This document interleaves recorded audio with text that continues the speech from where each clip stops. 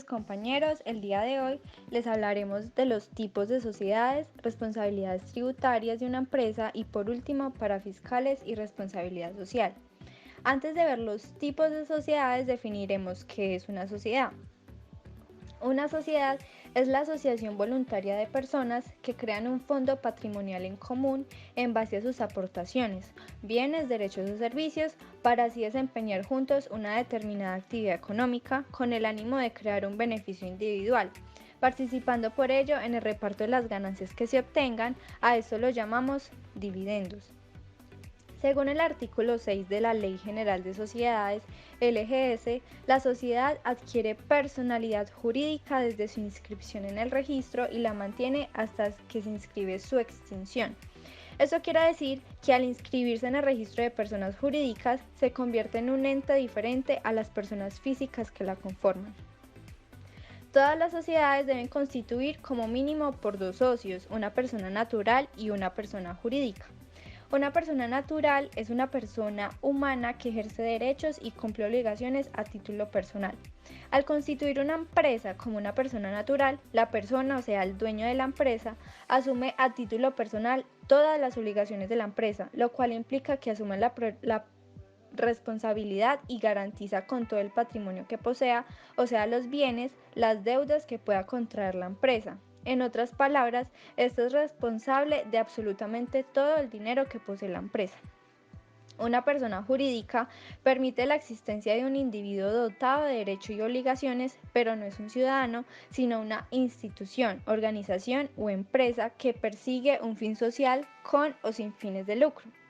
Si no cumplen estas características, se le da a la sociedad el plazo de 6 meses para volverla a adquirir, salvo que el único socio que la conforme sea el Estado. ¿Qué tipos de sociedades puede constituirse en nuestro país? Según la Ley General de Sociedades, se puede constituir 5 tipos de sociedades: sociedad anónima, sociedad en comandita simple, sociedad en comandita por acciones, sociedad limitada y sociedad por acciones simplificada. Bueno, continuamos con la sociedad anónima. Esta es una organización de tipo capitalista en la que todo el capital se encuentra dividido en acciones, las cuales representan la participación de cada socio en el capital de la compañía. Estas acciones pueden ser negociables. Sus socios accionistas son mínimo 5 y no tiene un límite máximo. Su razón social debe llevar el nombre de la empresa o de la sociedad, seguido por las siglas S.A. La responsabilidad de los accionistas es básicamente responsabilizarse del aporte del capital. El pago de capital social, al momento de constituirse la empresa, el pago del capital social es pagar en el transcurso de un año el 50% del valor total de la empresa. Los órganos de dirección y control son el revisor fiscal, la personería jurídica, el representante legal, la junta directiva y la asamblea de accionistas. Las ventajas de esta organización de esta sociedad, la ventaja más obvia de ser una sociedad anónima es la capacidad de aumentar la participación de capital, especialmente cuando la compañía está en un mercado reconocido, dado que puede vender sus acciones al público y cualquiera puede invertir su dinero. Con esto me refería al principio que las acciones pueden ser negociables.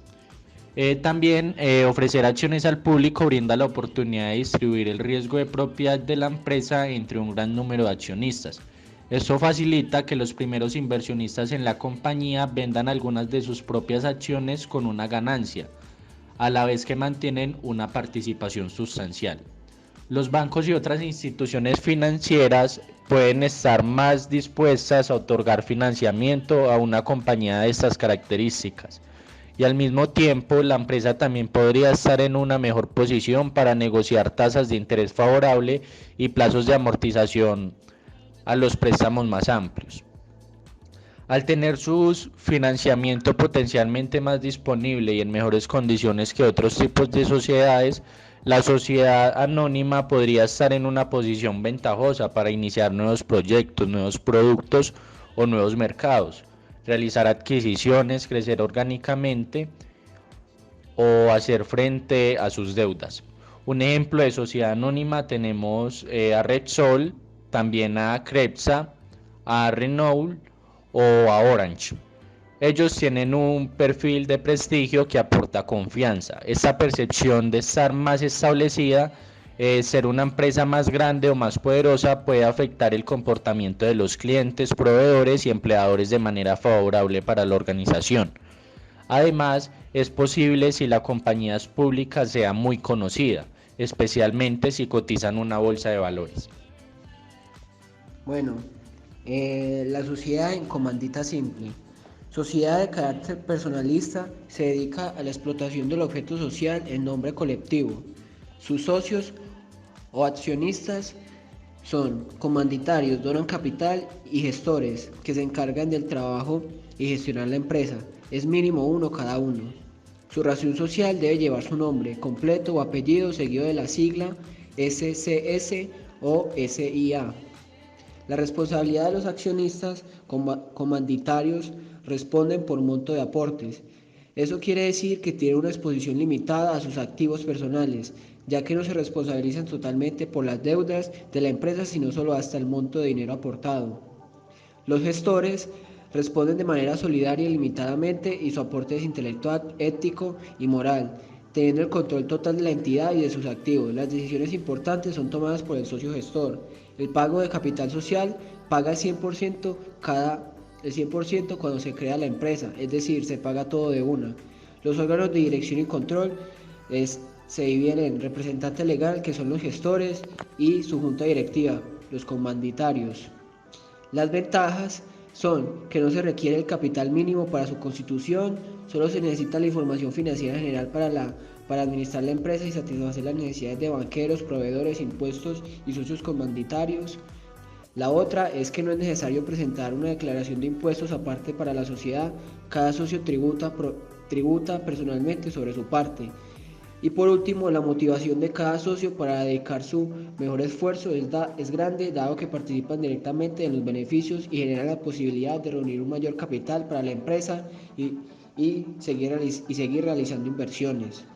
Los ejemplos son Bercaus, que es una empresa de jardinería muy reconocida en nuestro país, y el bufete Comida, Codina y Asociados. Bueno, la sociedad comandita por acciones. Esta sociedad es una sociedad de carácter mercantil cuyo capital social está dividido en acciones, que se formará por las aportaciones de los socios. Sus socios o accionistas son comanditarios, mínimamente 2, y gestores, que son mínimamente 2. Estos siempre tienen las mismas funciones mencionadas anteriormente. Su razón social es el nombre seguido de las siglas S.com.p.a. La responsabilidad de los accionistas son: los comanditarios responden únicamente por el monto del aporte y los gestores aportan de manera ilimitada y solidariamente. La ausencia de al menos uno de los socios colectivos por circunstancias tales como fallecimiento, cese, incapacidad o apertura de las fechas de liquidación con el concurso de acreedores provoca la disolución de la sociedad o la necesidad de transformación en otro tipo de sociedad. El pago de capital social va a ser mínimamente el 50% al año y arranca con el 33%. Los órganos de dirección y control son: su representación legal van a ser los gestores, juntas directivas, asamblea de accionistas y revisor fiscal. La sociedad comanditada por acciones puede obtener acceso a financiamiento rápido de terceros prestamistas, como si de una sociedad anónima se tratase. Este es uno de los datos que pone de relieve la similitud en muchos aspectos con la sociedad anónima, cuyas regulaciones confluyen en muchos aspectos. Las ventajas es: toda la responsabilidad la asume la empresa, por lo tanto los dueños no asumen las obligaciones con sus patrimonios o bienes personales. La mayor ventaja es la posibilidad de atraer inversores capitalistas, más probable que en la comunitaria simple. Un ejemplo de este es la ICL Iberia, una agencia de inversiones. Esta agencia se encarga de realizar la compra-venta de acciones y demás productos de inversiones. Este tipo de sociedades, si se saben gestionar, no conllevan unos riesgos elevados, por lo que si los socios colectivos saben gestionarla bien, pueden ser una buena elección. Sociedad limitada. La sociedad limitada es una sociedad en la cual la responsabilidad de cada socio está delimitada por el aporte capital, que éste haya dado la misma. El capital en estas sociedades se divide en aportes, ya que estas son personales y no son títulos negociables. Sus socios son mínimo 2 y máximo 25. Su razón social es el nombre de la empresa seguido de las siglas LTDA o SRL. La responsabilidad de los accionistas es según su aporte, el pago de su capital social es el 100% en el momento de su constitución, el órgano de dirección y control son la Junta General, el representante legal, Junta Directiva, Junta Social y Revisor Fiscal. Las sociedades limitadas constituyen el tipo de sociedad mercantil más habitual. A diferencia de otras sociedades, no existe un prototipo concreto existente de esta. Este tipo de sociedad requiere de cierta inversión inicial. Si quieres evitar posibles riesgos de ruina en tu inversión, se recomienda invertir en este tipo de sociedad porque es de las más rentables. Las ventajas de esta sociedad la primera es que en el trámite de la constitución es más sencilla, su constitución es más simple y económica que en una anónima. La segunda es una mejor complejidad en su funcionamiento, la responsabilidad solo cae a los administradores y no a los socios. Y por último, da una imagen más profesional en el empresario individual. Si la empresa toma volumen, la fiscalidad de sociedades puede ser mejor que la de renta y tener acceso a ayudas y subvenciones. Unos ejemplos de esta sociedad puede ser una tienda de comercio electrónico, un restaurante, una tienda local, un gimnasio, entre otros. Continuamos con la última sociedad, que es la sociedad por acciones simplificada. Esta es una sociedad en la cual los inversionistas solamente serán responsables por el monto de sus respectivos aportes. Los accionistas no serán responsables por las obligaciones laborales, tributarias o de cualquier otra naturaleza en la que incurra la sociedad. Este tipo de sociedad es muy ideal para personas emprendedoras debido a que es flexible, porque, por ejemplo, no se requiere de una escritura pública, puede ser unipersonal o pluralidad, es decir, de varias personas. La responsabilidad es limitada, no tiene una duración determinada y también puede crearse por internet. Sus socios o accionistas son uno o varias personas naturales o jurídicas. Su razón social es el nombre de la empresa seguido por las siglas SAS.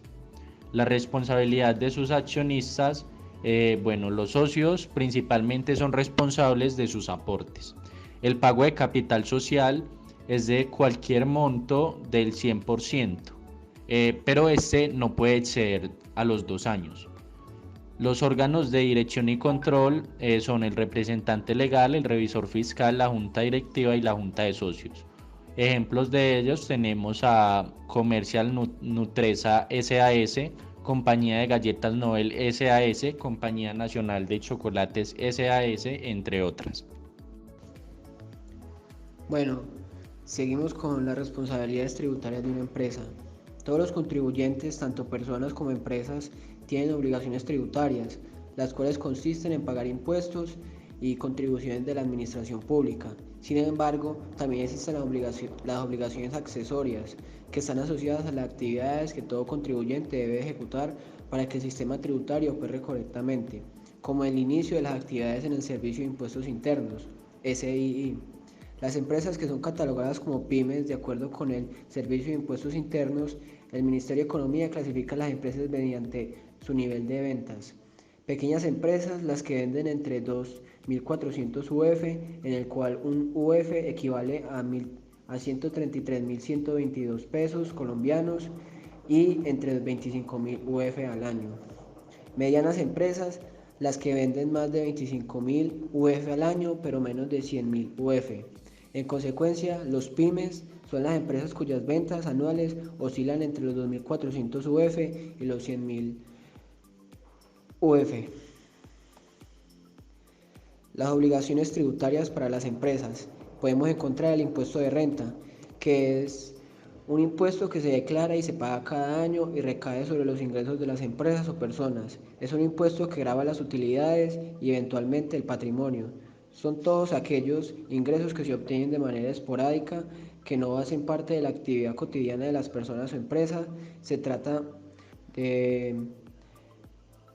de un impuesto anual de año vendido. Su periodo grave es del 1 de enero hasta el 31 de diciembre de cada año. Para realizar el cálculo del impuesto de renta es imposible tener dos conceptos claros: la renta bruta y la renta líquida. La renta bruta es la suma de los ingresos ventas que haya tenido la persona en el año. Para el caso de las empresas, esta renta se le descuenta los costos que fueron necesarios para el funcionamiento de la misma. La renta líquida o neta es precisamente el resultado de la resta entre la renta bruta y los costos. Ya teniendo el valor de la renta líquida, se procede a aplicar el porcentaje de la ley, considerando que debe aplicarse el cobro del impuesto de renta. Es un impuesto que grava las utilidades y eventualmente el patrimonio. La tarifa del impuesto es desde el año 2019 hasta ahora del 33%.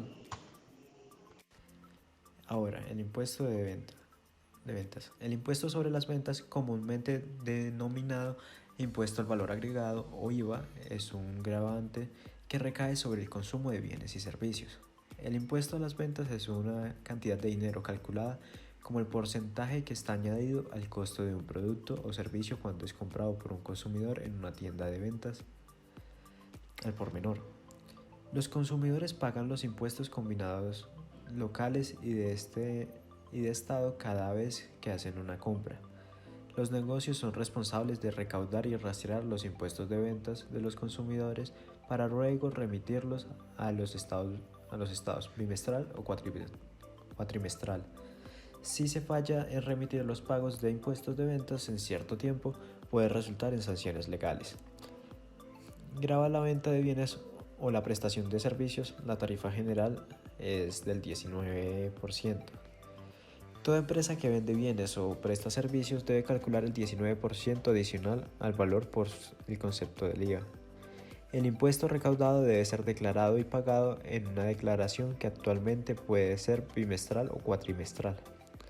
En algunos países los comestibles y las prescripciones están exentas del impuesto de ventas.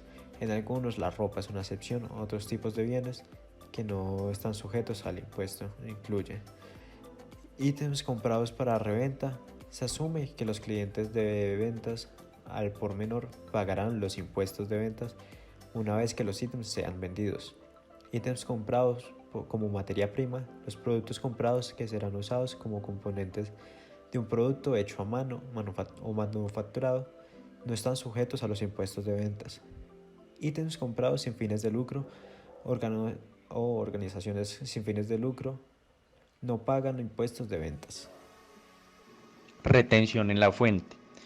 Es una forma de recaudar anticipadamente el impuesto de la renta, el cual el Estado cobra anualmente. Para grandes contribuyentes el pago se hace en el mes de febrero, abril y junio, en el caso de ser personas naturales en agosto, septiembre y octubre, y para personas jurídicas abril, mayo y junio. Este recaudo se efectúa en las facturas de compra de servicios y o de productos. Según la normatividad, para hacer la retención en la fuente se debe tener en cuenta los siguientes elementos: el sujeto pasivo, el agente retenedor, el pago o abono, la base y la tarifa. El sujeto pasivo es la persona o la empresa que vende.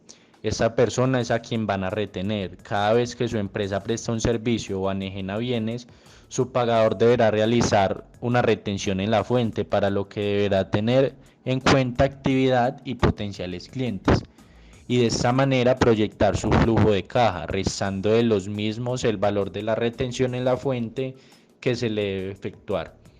El agente retenedor es la persona o empresa que compra el producto o servicio, es quien está obligado a hacer la retención. El pago o abono es el monto de producto o servicio prestado. La base es el valor sobre el cual empieza a aplicar la retención, y la tarifa es el porcentaje por el cual se aplica el valor de la retención. Un ejemplo para que les quede más claro. Entonces podría ser una tienda de ropa que es un agente retenedor declarante, quiere iluminar su local. Para eso compra 2 millones en luces. En este caso, el sujeto pasivo sería pues la empresa de iluminación, porque es la persona que vende.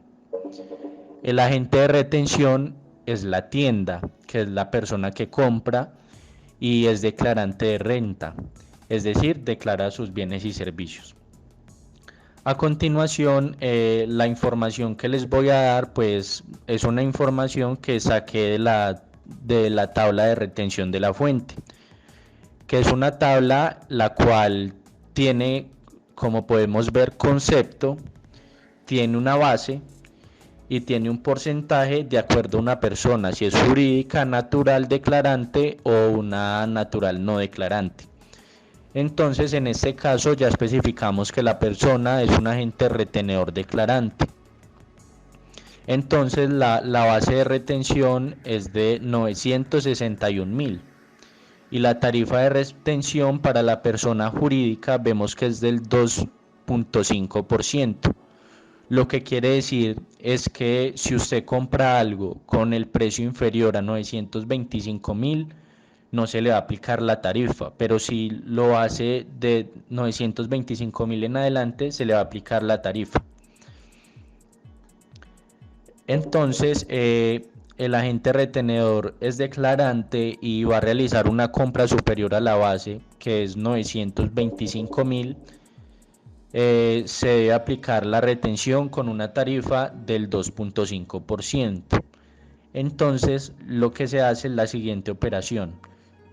Los 2 millones, que fue lo que compró la persona, se multiplica por 2.5%. Esto da 50.000, que es igual a la retención de renta, es decir, la retención de venta es 50.000 pesos. Entonces, lo que posteriormente se hace es coger el valor total que en un principio se debía pagar y se le resta la retención de la renta. Entonces, a los 2 millones se le resta 50.000 y lo que paga la persona es 1.950.000. Impuesto de Industria y Comercio. Este es un gravamen de carácter municipal considerado como un impuesto directo con el que se gravan las actividades industriales, comerciales y de servicios que se realizan dentro de la jurisdicción de un municipio. El impuesto de Industria y Comercio es una de las mayores fuentes de ingreso para los municipios. Toda persona natural o jurídica que se encuentre en la jurisdicción de un municipio ejerciendo una actividad industrial, comercial o de servicios, no importa si se cuenta o no con un establecimiento, debe registrarse en Industria y Comercio para cancelar el impuesto correspondiente al tipo de actividad realizada. La clasificación de los contribuyentes para este impuesto hay dos tipos de categorización, el régimen común y el régimen simplificado. El régimen común, este régimen pertenecen las personas jurídicas y aquellas personas naturales que realizan una actividad industrial, comercial o de servicios de forma permanente u ocasional y deben declarar y pagar el impuesto ICA cada 2 meses. El régimen simplificado para personas naturales, el cual se ajusta de acuerdo a unos topes de ingresos, patrimonio, entre otros valores del año inmediatamente anterior, no pueden facturar IVA. Una de las responsabilidades que tiene una persona o empresa en Colombia es declarar en el impuesto de industria y comercio. Bueno, está el ICA y el RETE-ICA. El ICA es en el cual se realiza sobre los ingresos de cada periodo y el RETE-ICA o retención de industria y comercio es una retención que realiza el cliente al proveedor según su actividad económica y la legislación de cada municipio. Este impuesto se aplica únicamente a proveedores que tengan sede en el mismo municipio que el vendedor. Bueno, para que todo esto quede más claro, haré un ejemplo, les explicaré un ejemplo. Bueno, dice así. Un contribuyente del régimen común realiza una compra de 10 millones de pesos de computadores a Milena, contribuyente de régimen simplificado. Primero miramos la base gravable, en este caso es de 10 millones de pesos. El IVA no aplica porque recordemos que una persona del régimen simplificado no puede facturar IVA, en este caso que es Milena.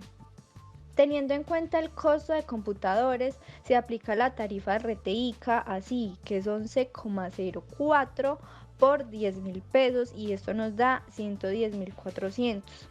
Se aplica la retención en la fuente de las compras, que es el 2,5%, recordemos lo que nos explicó el compañero anteriormente. Estos 10 millones de pesos se pasa con la base de retención, que son 925.000 pesos, y por ende se aplica la tarifa, que son los 2,5%. Entonces sería 10 millones de pesos por el 2,5% nos da 250.000 pesos de retención de fuente por compras.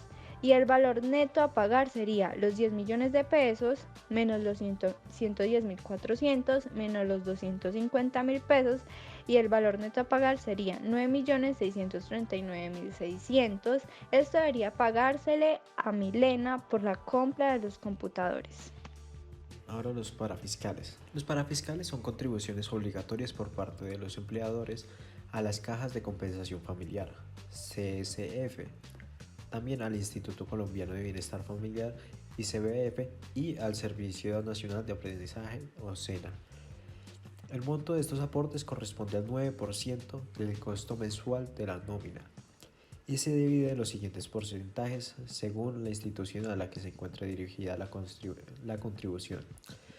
A las cajas de compensación familiar, el 4%. Al Instituto Colombiano de Bienestar Familiar, el 3%. Y al Servicio Nacional de Aprendizaje, el 2%. Pago de aportes parafiscales durante el periodo de incapacidad del trabajador. Durante un plazo de incapacidad, un trabajador no percibe salario, sino un auxilio por incapacidad. Esto fue indicado por el Ministerio de Trabajo, según el cual dicho pago no constituye salario. Además, los aportes parafiscales deben liquidarse con base en lo que constituya salario en la nómina. Así que tiene que, durante el tiempo de incapacidad de un trabajador, el empleador no se encuentre en la obligación de realizar aportes parafiscales. Bueno, y por último, la seguridad social. La seguridad social es el conjunto armónico de entidades públicas y privadas, normas y procedimientos, y está conformada por los regímenes generales establecidos para pensiones, salud, riesgos laborales, subsidio familiar y los servicios sociales complementarios que se definen en la ley. Este es un sistema que cubre eventualidades como la alteración a la salud, incapacidad laboral, desempleo, vejez y muerte, para cuya protección se establecieron los sistemas de salud, pensiones, riesgos laborales y de subsidio familiar. Bueno, pero ¿cuáles beneficios trae para los trabajadores que pagan seguridad social? Bueno, se los voy a decir a continuación. El primero es la garantía de protección de los derechos fundamentales. El segundo es las prestaciones asistenciales y económicas para el trabajador y su familia. El tercero es la generación de ingresos que mejoran la economía doméstica. El cuarto es la recreación y la cultura para el trabajador y la familia. Y por último, la seguridad y la salud en el trabajo. ¿Y qué beneficios tiene para los empleadores? Bueno, el primero es permitir que los trabajadores y sus familias se beneficien del sistema de seguridad social integral. El segundo es crear y mantener un ambiente laboral seguro para los trabajadores y contratistas. El tercero es la cobertura de los riesgos por aporte del sistema. El cuarto es el cumplimiento de las normas y por último el aumento de la productividad del negocio. Bueno, eso fue todo. Muchísimas gracias por su atención. Espero que les haya gustado y que hayamos nosotros, mi grupo, poder haber simplificado toda la información que había. Y cualquier pregunta o duda nos la pueden hacer a continuación en el siguiente apartado de las preguntas. Y no, pues nada, estamos aquí para servirles y de verdad espero que les haya gustado y que hayan aprendido algo sobre esto.